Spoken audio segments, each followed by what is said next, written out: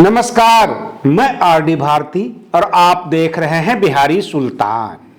Bahujan Samaj party की जो खबरें आई आकाश आनंद जी के मामले में, उसका साइड इफेक्ट क्या क्या हुआ।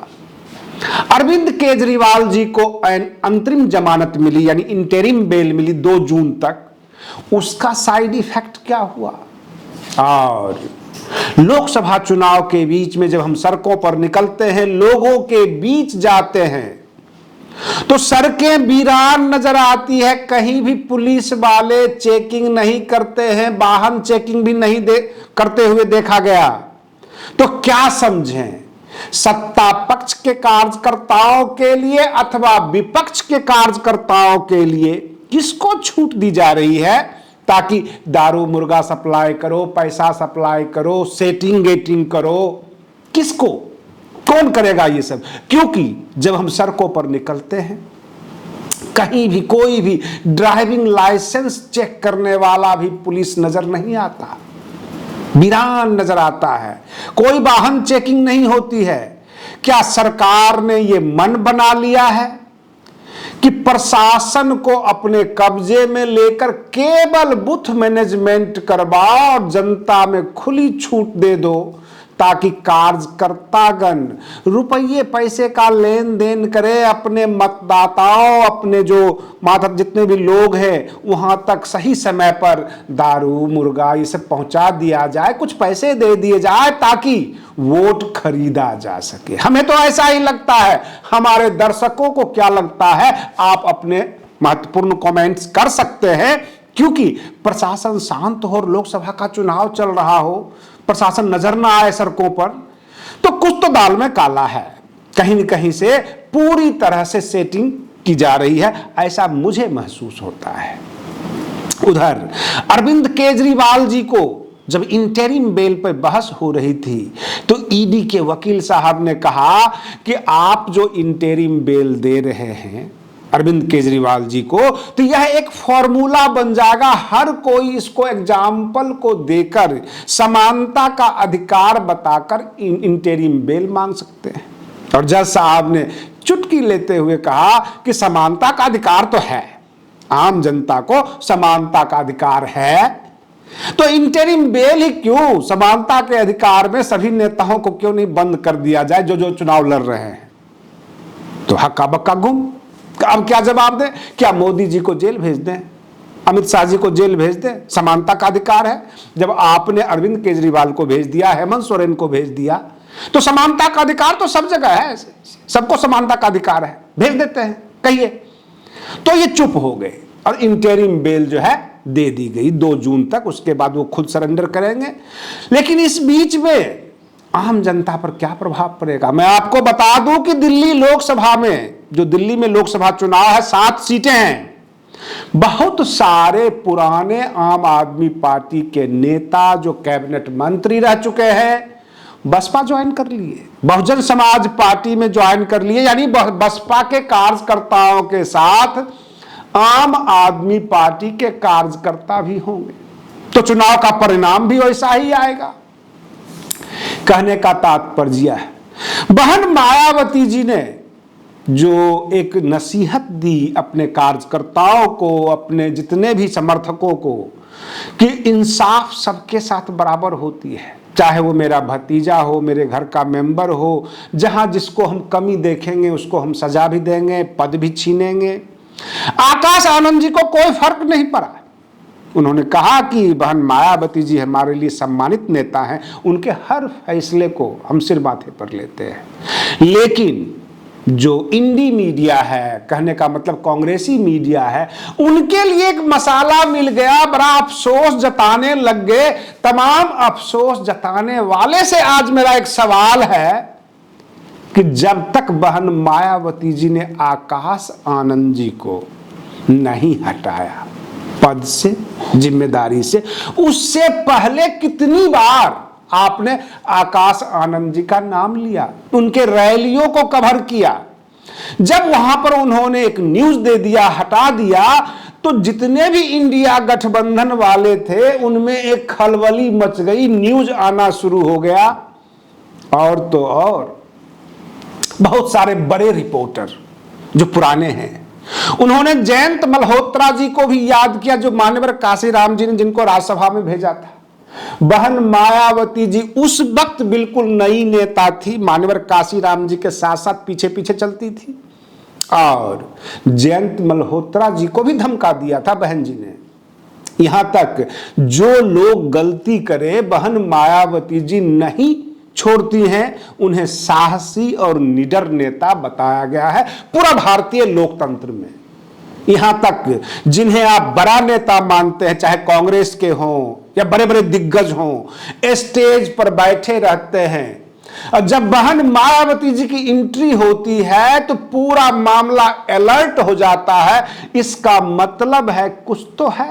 बड़े बड़े पत्रकारों ने विश्लेषण किया है कि बहन जी से यह उम्मीद करना कि किसी से डर गई, चाहे वो परिस्थिति हो चाहे व्यक्ति हो, बहन मायावती जी डरने वाली नहीं है, और फैसला लेने में तो बिल्कुल ही निडर है। कहने का मतलब यह कि ऐसी शख्सियत को इस देश का प्रधानमंत्री होना चाहिए तो पड़ोसी मुल्क और अमेरिका रूस सब डरेगा। ये बहन मायावती जी कुछ भी कर देगी, ये वाजिब पे रहती है, बिल्कुल गैर वाजिब बर्दाश्त नहीं करेगी। जो अपने भतीजे को निकाल सकती है, यहां तक किसी को भी नहीं छोड़ेगी। और जितने भी डुप्लीकेट बहुजन नेता बनते थे, जो बार बार आरोप लगाते थे, एक बार में ही बहन मायावती जी ने सबको मुंह बंद कर दिया। लोग कहते थे, जो लोग आज अफसोस कर रहे हैं बहन जी के इस फैसले पे, वही लोग कहा करते थे कि अपना भतीजा को उत्तराधिकारी बना दिया, अपना घर का अपना परिवारवादी है, बहुजन समाज में और लोग नहीं थे, उनको उत्तराधिकारी बनाती। तो वो बोलने वाले आज अफसोस क्यों कर रहे हैं? उनको बसपा से इतना क्या लगाव हो गया? आकाश आनंद जी जब भाजपा पर हमलावर थे, किसी ने उसको कवर नहीं किया। ये नहीं कहा कि पूरे भारत में एक फायर ब्रांड नेता उत्पन्न हुए हैं, बिल्कुल युवा नेता है आकाश आनंद जी, और इनके नेतृत्व में हमें कार्य करना चाहिए। नहीं, उनके लिए तो फायर ब्रांड नेतृत्व करने वाले तो राहुल गांधी जी चाहिए, अखिलेश यादव चाहिए। और जब बहन मायावती जी को एक्शन ले लेती हैं तो इन लोगों को बड़ा अफसोस होता है। इसको हम क्या कहें?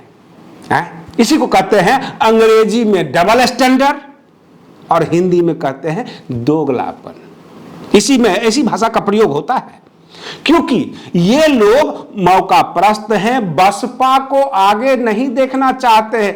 मात्र 1.5% मत प्राप्त करने वाले ओम प्रकाश राजभर जी से अमित शाह जी मिलने पहुंच जाते हैं, योगी आदित्यनाथ जी अपने कैबिनेट में ले लेते हैं, मात्र 1.5%। और जहां पर बसपा को 13% वोट आता है, उसको कहते हैं पार्टी खत्म हो रही है, पार्टी जो है समाप्त हो रही है। ये कौन से लोग हैं, कहां कहां से आ जाते हैं ऐसे पागल जो विश्लेषण करने लग जाते हैं। और रही बात ये, इस चुनाव में, लोकसभा चुनाव में बसपा ने अपनी दमखम दिखाई है, अलग से पहचान बनाई है, अकेले चुनाव लड़कर। बहन मायावती जी ने पूरे भारतीय लोकतंत्र में 140 करोड़ जनता को यह मैसेज दे दिया कि हम अकेले भी चुनाव लड़ सकते हैं, वक्त आए तो अपने भाई भतीजा किसी को भी पद से निकाल सकते हैं, हटा सकते हैं, क्योंकि सबसे पहले बहुजन समाज पार्टी, उसके बाद कोई व्यक्ति, यानी व्यक्तिवाद को इन्होंने बिल्कुल खत्म कर दिया। सीधे कह दिया कि नहीं, आप में परिपक्वता नहीं आएगी अगर आप तहजीब से बात नहीं करेंगे, भारतीय लोकतांत्रिक जो व्यवस्था है उस व्यवस्था के अनुरूप आप आलोचना नहीं करेंगे तो हम आपको इस पद पर नहीं बैठने देंगे। बहन मायावती जी खुद आलोचना करती हैं, सरकार की भी करती हैं, सत्ता को भी कोसती हैं, बताती हैं, लेकिन उनमें भी एक तहजीब होती है, बड़ी तरीके से कहती है, किसी को बुरा भी ना लगे और आलोचना हो भी जाए। अब समाजवादी पार्टी के लोग, यानी अखिलेश यादव हो, चाहे ये जो स्वामी प्रसाद मौर्य हो, ये सब के सब अब उपदेश दे रहे बसपा को, बसपा अध्यक्ष को, तो ये शोभा नहीं देता है, दूर से दिखता है, ये ओछापन दिखता है इन लोगों का।